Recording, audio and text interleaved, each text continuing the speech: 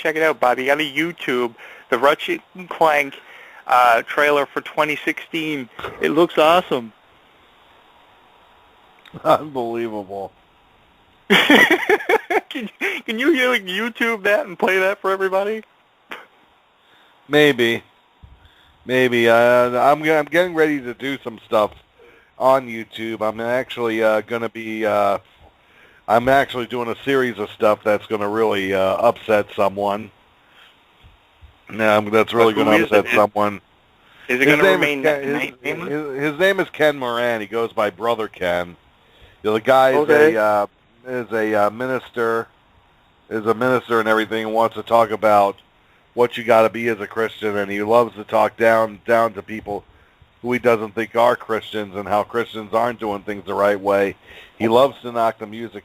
But man, if you saw what this guy's ego's like, I'll tell you, the man's a double talker. The man's not anything. And I recently found out too that he has a second YouTube page where he actually is a shark wrangler.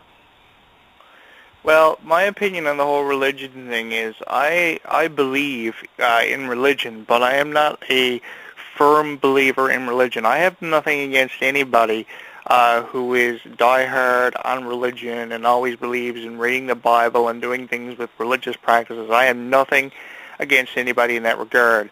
It's just the people who consistently always throw religion in our faces. They need to get lives. I think that no matter what way you choose to live your life with a religious practice or whatnot, no matter what way you choose to live your life, I don't care if it's smoking 20 packs of cigarettes a day, drinking until your liver blows up, you only live once.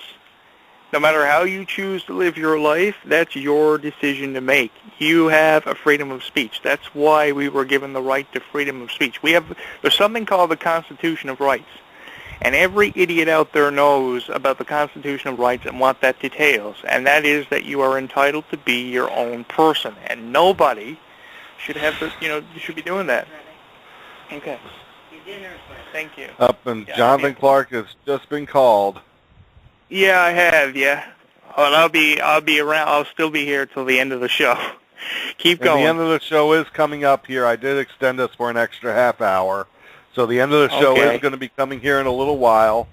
You must be getting your breakfast or your lunch. Yeah, I think so. Yeah, but we're going to stay here on here. I'm not leaving you until this is over. So did you get another peanut butter sandwich? Oh, I'm tired of peanut butter sandwiches, Bob. I think it's something like I think nuggets this time around. Oh, you got nuggets. Yeah, I got nuggets like dinosaurs. Now. If the same ones your nephew is, they're probably shaped like dinosaurs. Yeah, he likes the ones shaped like dinosaurs and different animals, and the animal crackers, and I think the goldfish crackers are the ones that he's hooked on. Just like I think that when he was that age. How is Dylan doing anyway? Well, the kid's going to be turning 15 this month, so it shows you how far he's come. He plays baseball. Oh my God. I remember him when he was a kid. He used to try to be a wrestler. Oh yeah, well he was doing karate at the time, and he found out talking to JT Evans. I was talking to a wrestler, and he challenged him to a fight, saying JT Evans wrestling versus Dylan's karate. And did that ever come to be? we talked about doing something like that for fun if JT Evans ever made it down here for an independent show. It was going to be the $1 challenge. Each person had to put up $1. And whoever got it ultimately got $2. Then at the same time he's making the bet, making sure everything. Dylan at that time was collecting money all the time. Was collecting change, collecting dollar bills. His goal was to get up to $100 just so he could have a $100 bill. So instead of putting his dollar on the line, he looks to his grandmother and goes, "Grandma, you got $1?" And did that match ever happen between himself and J.T. Evans? Nah, it didn't. Everyone, I don't think J.T. Evans would have wanted to look like a bad guy if he won. Everyone kept saying how Dylan was going to win that fight. Dylan, J.T. yes. Evans didn't stand a chance. He'd be a good one, too, to be on radio. I don't know why you haven't got him on radio with you. Dylan, he really doesn't want to do that. He's focused on playing baseball, so. Okay. So he's like a fan of the playoffs and stuff, too, now? Like he's following that? Yeah, he's a freshman. It wasn't yesterday I heard Dylan. It wasn't yesterday we spoke about Dylan because, geez, I remember Dylan when he was only probably about 4 or 5 years old, and he was, just being introduced to everybody, and I think he made a couple of appearances on your show, and, after then he kind of just vanished, kind of went down on a different route. Well, my brother was starting to do other things, and so he wasn't around as much. Yeah, Dylan, when especially when I came here to Blogtalkradio, yeah, he would hear some of the shows I was talking on, and some of them he would hear my conversation and get intrigued by it. And the one he loved the most was, of course, you were there for a couple of their shows too, was, and I wonder whatever happened to them, Morning Coffee with Mo and Vic. I remember doing the commercial for them. I remember was it the commercial? Yeah, and Sylvia's Coffee. I did 2 different coffee commercials, and I remember doing the commercial for those guys, and he liked that show, didn't he? I remember him liking that, taking a liking to that program. Yeah, Mo and Vic Morning Coffee. He talked on the air one time with Miss Laugh a lot. No, learning about laughter yoga, and Dylan, he was characterized in the laughing. He didn't know the fake it till you make it with laughter yoga, and he was acting like he was like he was acting uncontrollably, rolling on the floor. It was nice to know he's still around, though. It's because I was wondering about him. I wondered how come you had not mentioned him or you hadn't spoken about him. So it's nice to know he's still kicking around, doing this or doing that. Yeah.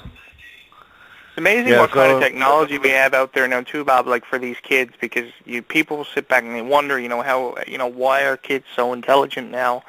And it's because of all this technology that is out there now. I mean, back in the day when me and you were growing up, we were lucky if we had a Power Rangers action figure or one of those Zords or a costume you would buy for $20 at Walmart. Now there's just so much stuff out there. You've got these leap pads, you've got these iPad minis, which have just completely blown up. Everybody has one of those iPad minis, going for about $250 to $300. I mean, the technology out there for these kids now is amazing. I don't think there's a kid out there now that doesn't have a cell phone at between the ages of 7 to 10. I mean, my God. Yeah, I know what you mean with that one. And he had a cell phone. He actually started using a cell phone actually around the age of he was 8 or 9 years old when he had his first cell phone. He was playing games on anyone's cell phone that had games. He would play those even being younger than that. I mean, he at one time, my girlfriend at the time, she was big on the games that Skype used to have on it before Microsoft took it over. Me and her would be playing some of those games, or even on MSN Messenger, and Dylan just had to play games with her. And I'll tell you another thing too that's really taken over. When you're talking about games, the apps on Facebook, I don't know how many requests I get to play these different games, these different apps that Facebook has. They have an endless library of games, and every single day they're putting out these new ones. The one that I was actually hooked on there for the last year was you had to build your own Smurf cottage. Remember that one? Yep, I remember what that one was like. And you had to get enough Smurf bucks to build your own Smurf cottage. And I think I had the best Smurf cottage on Facebook by the time it was all said and done. I think that's what we should all do. The next time the Smurf movie comes out, we should all have a Smurf cottage competition on the Wacko Radio Network. Lisa should build her own Smurf cottage. Chuck Skull should even build his own Smurf cottage. And you should build your own Smurf cottage. Wimpy Apple should build his own Smurf cottage, and I will even build my own Jonathan Clarke impressive Smurf cottage, and then we'll compare Smurf cottages. Yeah, man. I'll tell you, the one thing that I have to say that I liked about the Facebook games, I did something very similar to that back when I played Farmville. And of course, doing the already established city of Yeovil, and the only thing you really had to build up was your own apartment, create your own character, and you could go anywhere and you could talk to anyone you wanted to talk to that might have been there with their own character, no matter where they were. I went into what was the coffee shop on Yeovil, and that's where I met someone who unfortunately we stopped talking, so she pretty much unfriended me because we did stop talking for a while there. You know, and me, her, and I actually talked about dating. You remember her, Carla? Oh yeah. Carla, she was someone who I actually met there, and I'll tell you, I wonder what it would have been like if me and her did go on a date. I wonder what it would have been like. There hasn't been much in the last 7 or 8 years that I don't think I have been there for with in pretension to your life. It seems like everything that's happened over the last 7 or 8 years, I have known about. These guys in the chat room do not know how far back me and Bob go. There are some people who show up in these chat rooms who know it, and there are others who don't. But what you got to do is you got to go do a Google search on sites like Blog Talk and different just search resources, and just type in Jonathan Clarke Wacko Bob. Like, you guys can literally go back to any era, any year, any episode of any show that we've ever done. And there's so much history that goes back through the years. It's unbelievable. That's why I said to Bob the other day in the chat room, he should have something on his network where he plays Wacko Bob Classics, because there's so much that Wacko Bob has. I don't know why he doesn't play Wacko Bob Classics from all of his audio files. There's so much potential with his network, and Bob needs to do as far as a lot of things go, you know, a lot of my wrestling shows, you know, before pre-Blog Talk Radio, you know, I really don't have anything. Any of those audios were pretty much unloaded, and you can't find them anywhere anymore.